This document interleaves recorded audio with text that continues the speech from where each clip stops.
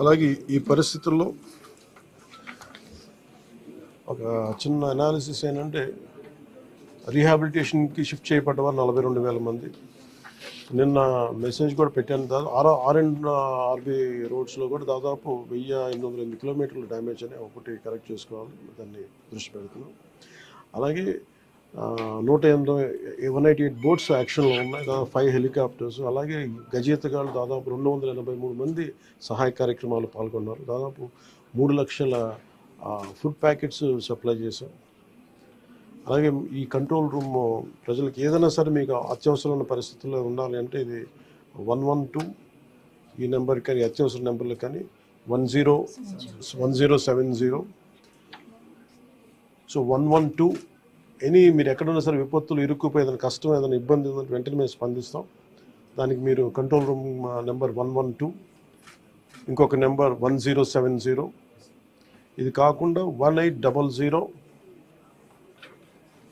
4250 మళ్ళీ రిపీట్ చేస్తాను. Control room numbers 112, అదొక ఈ ఫోన్ కన్నా చేయండి, లేదంటే 1070కి ఫోన్ చేయండి. ఇది కాకుండా మూడో నెంబర్ 1800 4250101. మీరు ఈ కంట్రోల్ రూమ్కి చేసిన మీకు ఏ సహాయ కార్యక్రమం ఎక్కడున్న విపత్తులు మీరు ఇరుక్కుపోయినా కానీ మేము వెంటనే తక్షణంగా స్పందిస్తాం తెలియజేసుకుంటే. అలాగే దాదాపు 80 కోట్ల రూపాయలని జిల్లాలకి ఈ రిలీఫ్ అండ్ రీహాబిలిటేషన్కి విడుదల చేయడం జరిగింది.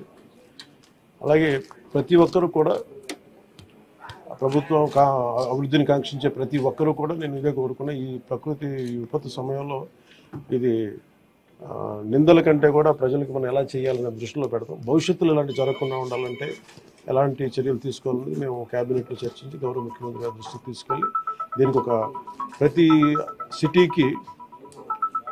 ప్రతి సిటీకి ఒక మాస్టర్ ప్లాన్ తయారు చేయాలి. ఫ్లడ్ మేనేజ్మెంట్కి ఒక మాస్టర్ ప్లాన్ ఉండాలి. అందుకని ఆ దృష్టిలో పెడతాం భవిష్యత్తులో. Thank you.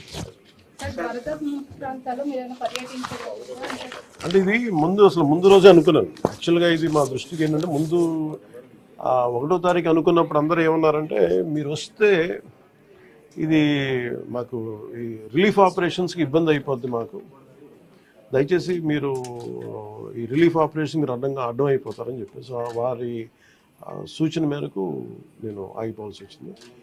ఇప్పుడు కూడా ఒకసారి వాళ్ళ నిర్ణయం తీసుకొని టేక్ వెళ్తే అది సహాయపడాలి, కానీ మళ్ళీ ఇంకొక కేయాటిక్ మీకు తెలుసు. అందుకని దాన్ని దృష్టిలో పెట్టుకుని కొంచెం ఆలోచిస్తా తటపాయిస్తాను.